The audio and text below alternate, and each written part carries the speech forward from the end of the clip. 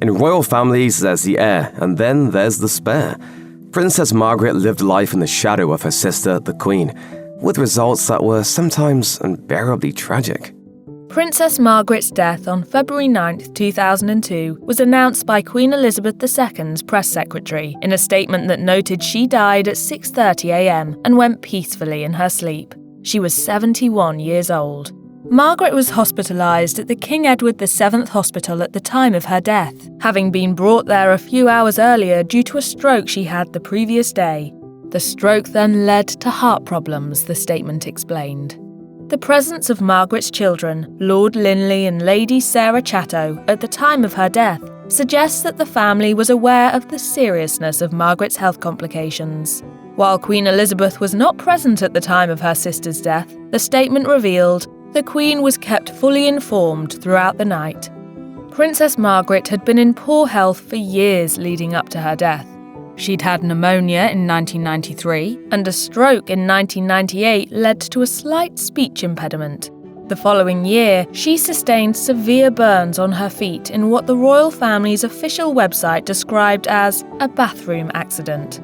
The incident left her severely injured and made walking difficult. She made a few public appearances after that and, when she did, she was seen in a wheelchair. Margaret also reportedly experienced depression in the 1970s, with The Guardian saying that she sought psychiatric treatment for it. While there were reports that she had another bout with depression at the turn of the millennium, this was denied by official royal sources. According to royal biographer Andrew Morton, Margaret was offered little support for her mental health. He wrote in Elizabeth and Margaret, The Intimate World of the Windsor Sisters, "Let's face it, Margaret had depression, and in the royal family, you are not allowed to be depressed. They lived in a world where illness was dealt with by going for a long walk, and mental illness was ignored." 4 years before her death, while on vacation in Mustique, Margaret had a mild stroke. The Independent reported at the time that she was flown to Barbados for treatment. The outlet speculated that Margaret's chain smoking, at one point in her life, she smoked as many as 60 cigarettes a day, could have contributed to the health scare. While the princess had given up smoking by the time of her first stroke, she reportedly began smoking at the tender age of 15. She was also a heavy drinker for much of her life, another risk factor for stroke. According to the official website of the royal family, Princess Margaret suffered 2 additional strokes before her death, one in 2000 and another in 2001. While the death of a beloved member of the royal family is often marked by a large state funeral, Princess Margaret did not want such fanfare when she was laid to rest. Instead, she requested to have a private funeral, which was only attended by her relatives and people who'd been close to her. An official period of royal mourning was declared on September 9th, the day of her death, and lasted until her funeral on September 15th, per the royal family's website. While Princess Margaret had a private funeral, a public memorial service was held for everyone else who wanted to mourn her death. Her friend, Lady Anne Glenconnor, told the Scotsman ahead of the service, "I think she wanted her family and her friends at her funeral. Obviously, later on there will be a memorial service when her charities will be represented, but for her actual funeral, she wanted it to be as private as possible." And although the funeral was private, it was quite a large affair. There were nearly 500 people present at the service at Windsor Castle's St George's Chapel, a crowd that included family, friends, and members of Margaret's staff. In a strange twist of fate, Princess Margaret's funeral was held on the 50th anniversary of her father, King George VI's own burial. The memorial service was held at noon on April 19, 2002 at Westminster Abbey. The programme for the event reveals that Princess Margaret had a hand in planning it. The programme, which also reveals that she handpicked the choirs that sang at the service, reads, "The service is set around the Requiem by Gabrielle Fauré, in accordance with the wishes of Her Royal Highness the Princess Margaret, Countess of Snowdon." Among the select list of mourners invited to attend Princess Margaret's private funeral were her ex-husband, Anthony Armstrong-Jones, Earl of Snowdon, and even her ex-boyfriend, Roddy Llewellyn. Llewellyn was a subject of fascination to the press during his relationship with the princess, much to the consternation of the royal family. According to the BBC, the two met in 1973 while she was still married to the Earl.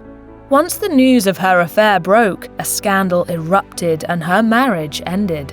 Relationship with Princess Margaret finished, or is it intact? Really, I never talk about my private life to comparative strangers, only to my best friends.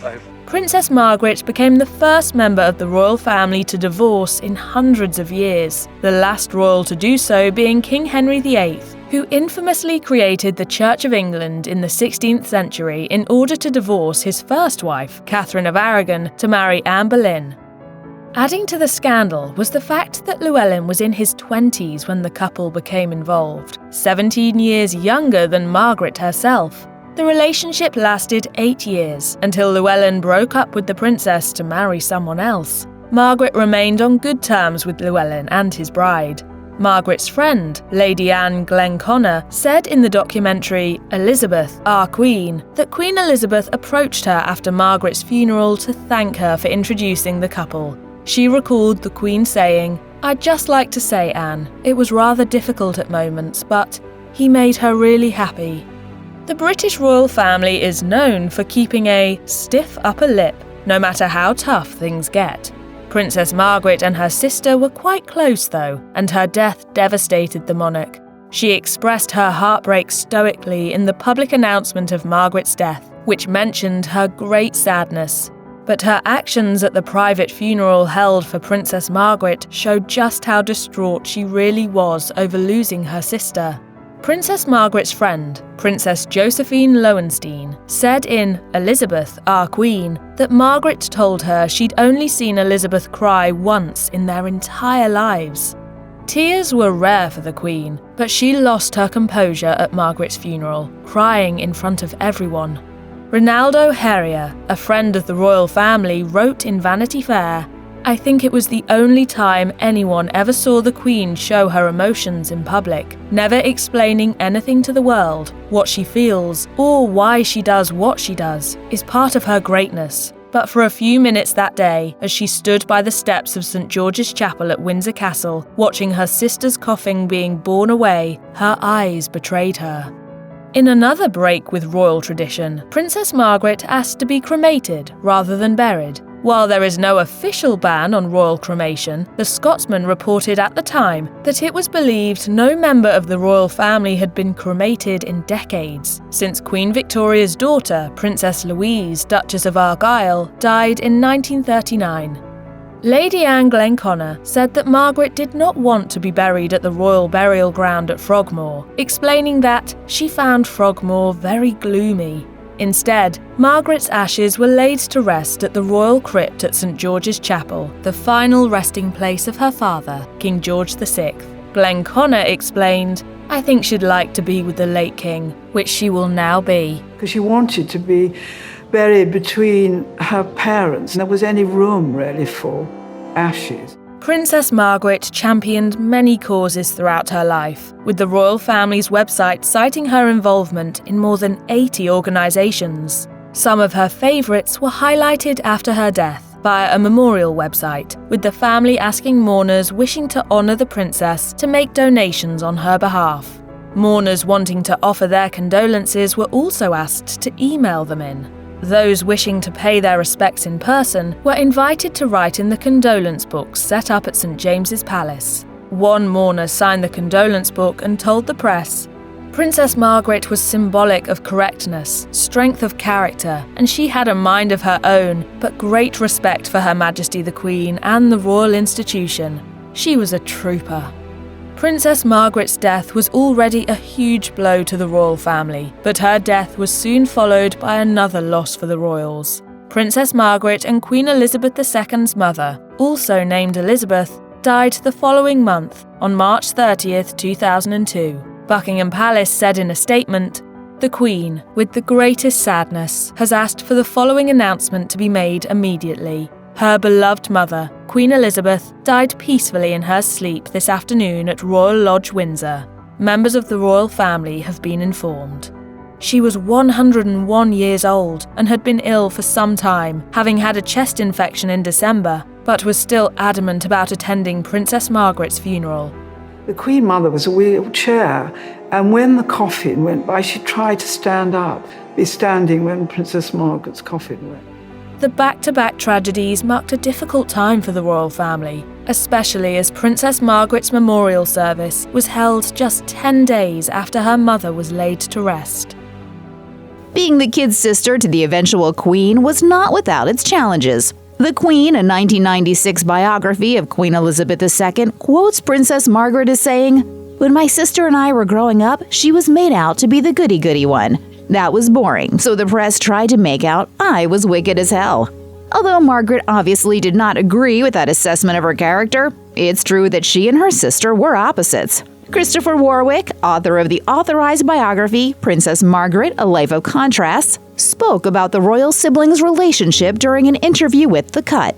According to the author, the Queen, even when they were girls, always kept an eye on her sister because Margaret could be wayward. She could be cheeky. She could be naughty. In terms of personalities, Elizabeth and Margaret were as different as chalk and cheese. Princess Margaret was beloved by her father, King George VI. As a courtier recalled to the Telegraph in 2002, he used to look at her as if he couldn't believe this enchanting thing was his daughter. The daughter of one of the late king's courtiers added the observation that, quote, "The king spoiled her dreadfully. But if court gossip is to be believed, her father was one of the only ones in the royal circle who felt so smitten by her." The courtier's daughter revealed, "The courtiers didn't like her much. They found her amusing, but she used to keep her parents and everyone waiting for dinner because she wanted to listen to the end of a program on the wireless. I remember my father despairing of her." Even Margaret and Princess Elizabeth II's governess, Marion Crawford, thought the young princess crowded out her older sister. According to the Telegraph, Crawford was quoted as saying, "We really are trying to separate them a bit because Princess Margaret does draw all the attention and Elizabeth lets her do that." Crawford would even conspire with friends to exclude Margaret from party invitations so Elizabeth could attend without her. King George VI was known to say of his two daughters that Elizabeth was his pride and Margaret was his joy. And just as King George VI loved his girls, they too loved him. Margaret was especially close to the king.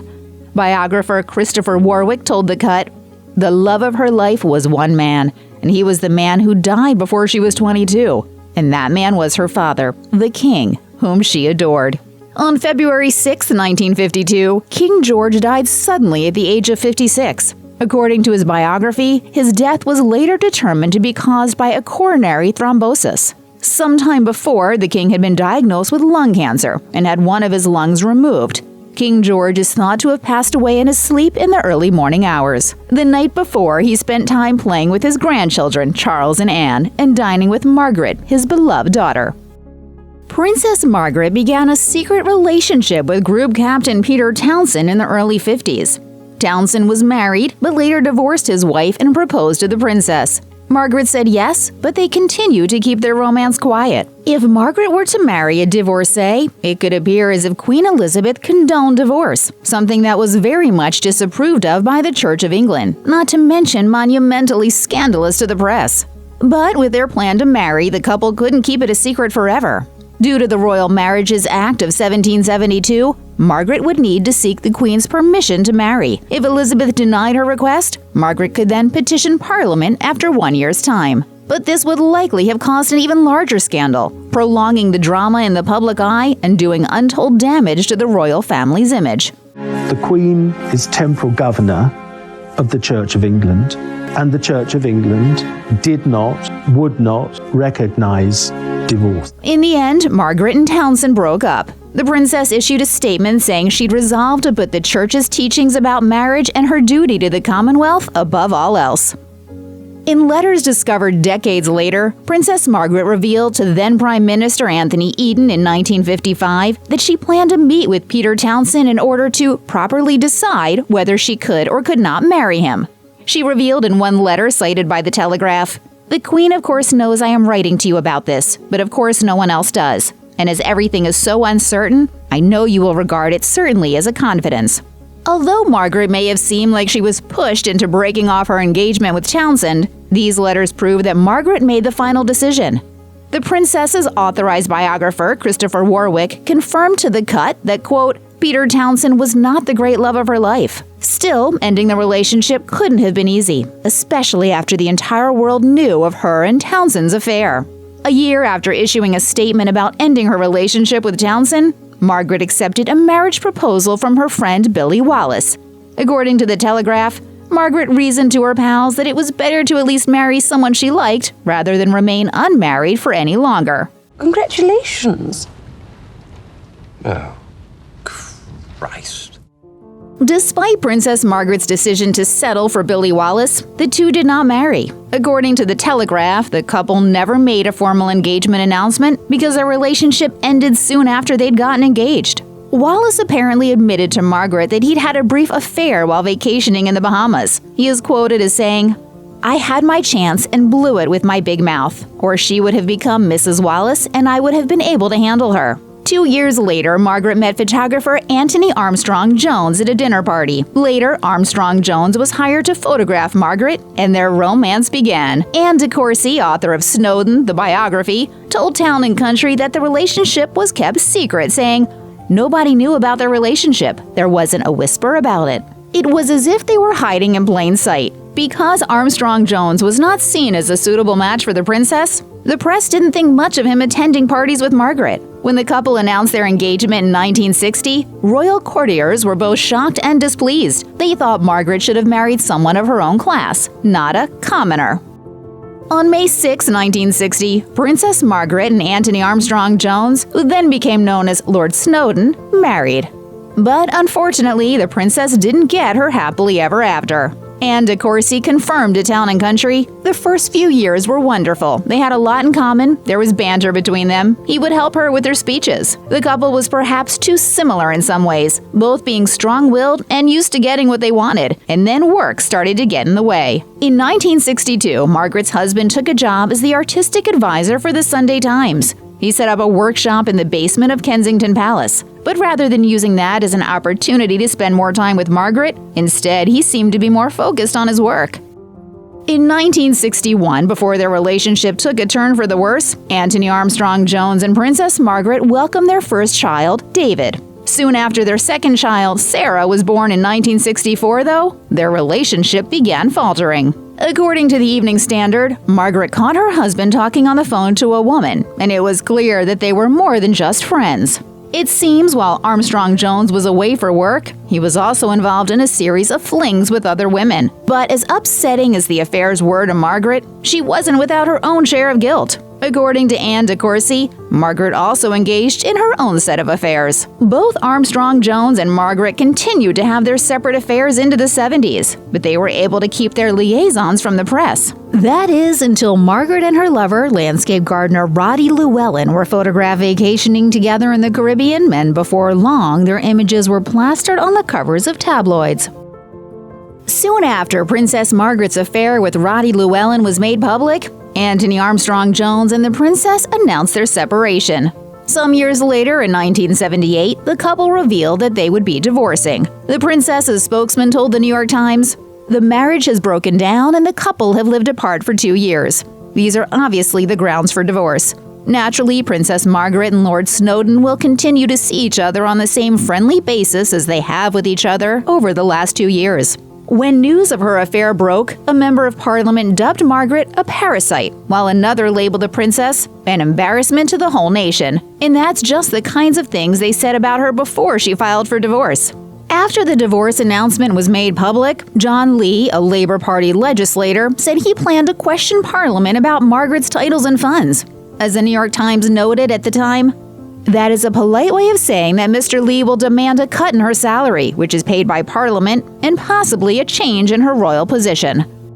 Princess Margaret did not lose her royal title after divorcing Anthony Armstrong Jones, but she did lose and miss out on a lot of other things throughout her life. Royal expert Ingrid Seward told Express, "When you look at Princess Margaret, she never found the happiness she should have done. She was always completely in the shadow of her elder sister, because her elder sister was queen, and Princess Anne said she used to feel like an also-ran. That is, a loser." Although she loved her big sis dearly, Margaret also felt that she could never quite compare to the Queen. A confidant of Margaret later quoted her as saying, "I guess I'll be second best to my grave." You can't comb through Princess Margaret's life and ignore all the ways in which it was affected by tragedies, but that doesn't mean Margaret's life was all dark all the time. Although Christopher Warwick, her authorized biographer, did confirm that Margaret ended up alone in the end, there is more to her story than just her failed relationships and heartbreak. Warwick told The Cut, "It's sad, but the idea that she was a sad woman simply is not true. There were times when she was very, very lonely. But my goodness, she was a lady who loved life and enjoyed friends. We've all gone through sad and unhappy times in our life, and she was no different." Warwick claimed that she was not at all a sad or tragic character. Despite enduring all of her many tragedies, she did not give them the power to define her. Princess Margaret lived life in the fast lane, but her final years were nothing short of difficult. From personal tragedy, health issues, and overall bad luck, here's the final years of Princess Margaret's life. Let's start with her personal life. After Princess Margaret's marriage to Anthony Armstrong-Jones in 1960, everything seemed to be going swimmingly. For a while, the two were at the centre of London's high society. They rubbed shoulders with musicians, attended film premieres and concerts, and by all accounts were the most sought-after hosts throwing the most coveted parties in town. Well, the people are ugly and dull. These people were amusing, attractive. Despite all of the glamour, behind the scenes, Margaret's union to Armstrong-Jones began to come apart at the seams. In 1974, Margaret allegedly suffered a nervous breakdown due to her failing marriage, which reportedly resulted in her family planting a bug in her room to keep tabs on her. Multiple reports also surfaced that the princess attempted suicide after she sought help for depression. As Princess Margaret revealed, "I was so exhausted because of everything that all I wanted to do was sleep. And I did, right through to the following afternoon." After the affair and her divorce to Armstrong-Jones, Margaret's health reportedly took a significant turn for the worse. In 1978, Margaret was diagnosed with pneumonia while she was in the South Pacific. Her condition was drastic enough that she was airlifted to a hospital in neighbouring Sydney, Australia. Just 2 years later, she was back in the hospital to have a benign skin lesion removed. While smoking was common back then, the princess's choice of smokes were Chesterfield cigarettes, and she often paired them with a whiskey or gin beverage, according to Wales Online. However, due in part to her habits, Margaret developed laryngitis, pneumonia, and bronchitis throughout her life. Such a history of health issues plagued with heavy smoking and drinking caught up with Princess Margaret by the 1990s. In the first half of the decade, she was once again hospitalised with pneumonia and transported to King Edward VII Hospital after residing with friends just outside of the City of London. Throughout the decade, Margaret started residing at her property in the Caribbean far more than in England, maintaining her partying ways and causing a bit of an uproar among the British public while doing so. But in 1998, things came to a halt when the princess survived her first stroke. After 3 weeks at her Caribbean property on the island of Mustique, Margaret was enjoying a meal with friends when she first started feeling off, and her head was hurting, according to the New York Times. Her headaches were followed by dizziness and then by pains in her chest. She was transported to a hospital in nearby Barbados to get the all clear to fly back to England. Margaret experienced a mild stroke and gave up smoking for a time. She appeared in rather good spirits when she was spotted leaving the hospital, walking to the car on her own, but refusing to comment to clamouring reporters.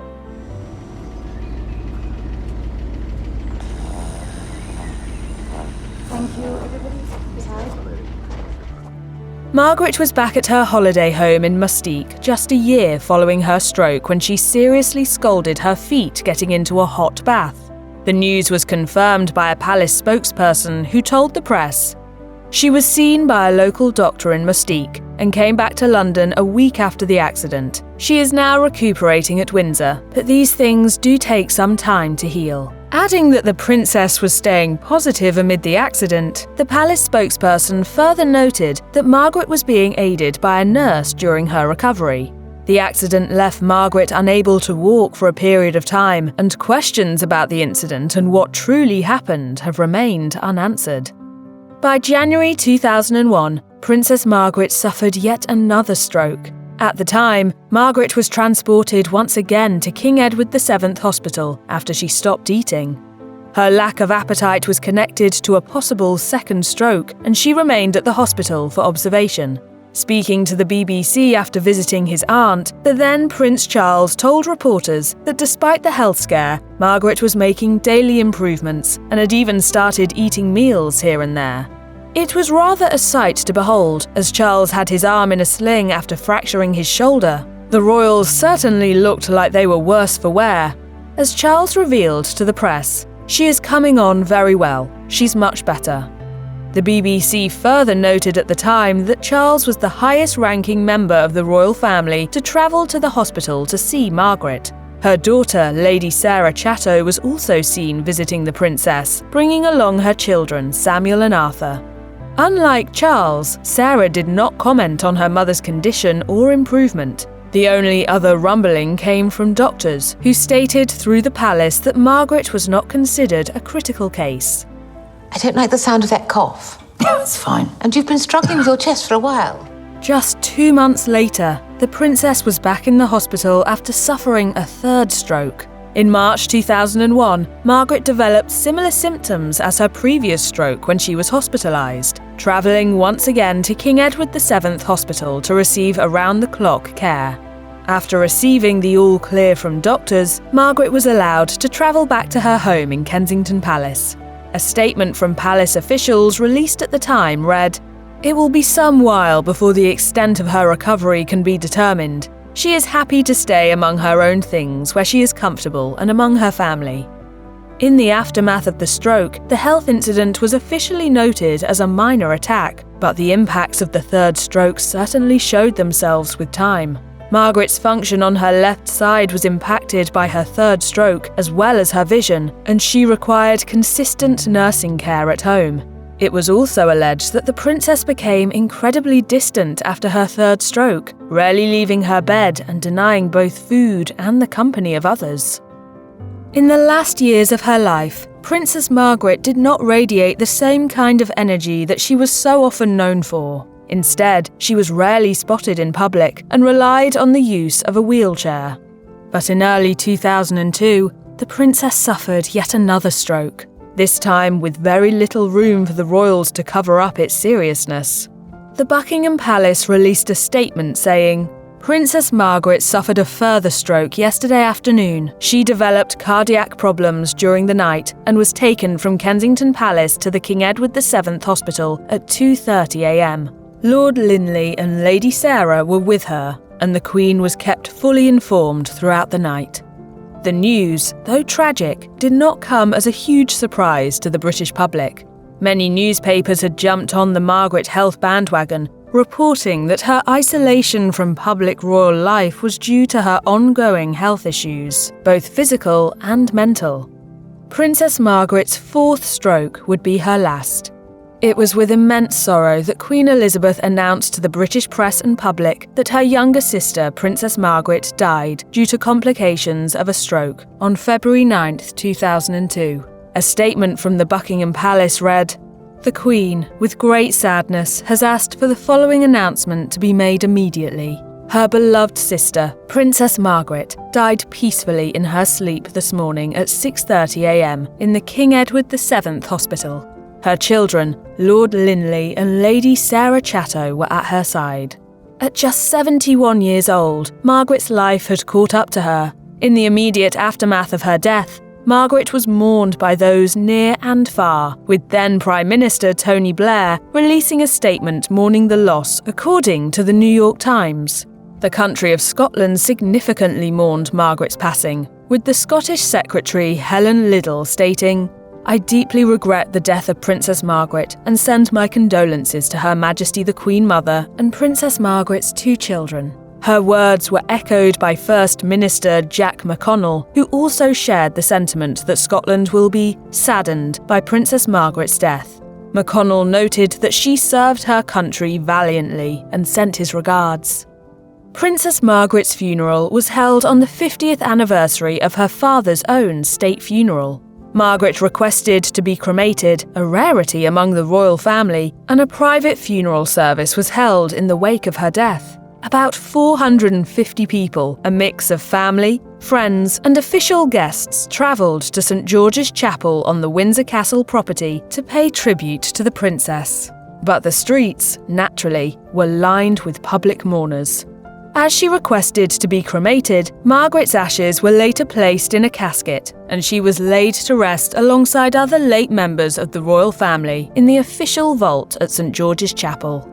In the aftermath of Princess Margaret's death, many reports tied her health issues and ultimate passing to her smoking and drinking habits, both of which were heavily documented throughout her life. Except that came out wrong. I didn't mean I'm a vice queen. Her close friends, however, were having none of that and came out swinging to defend the princess. Close confidants came out in full force in the weeks after Margaret's death to defend her honour and tell the press that the princess indulged in life's frivolities like anyone else. One friend of hers revealed to The Guardian, "So many of the assessments of the princess have completely missed the point. They rely upon the unwillingness of her friends to speak out on her behalf. I have seen far too much suggesting that Margaret was an unashamed hedonist who spent her life partying. It truly misunderstands her." Acknowledging that the late royal did indulge in drinking and smoking, the same friend argued that such habits were normalised in Margaret's day and age, asserting, "I don't believe she was addicted to alcohol. It's preposterous. She just got very used to it."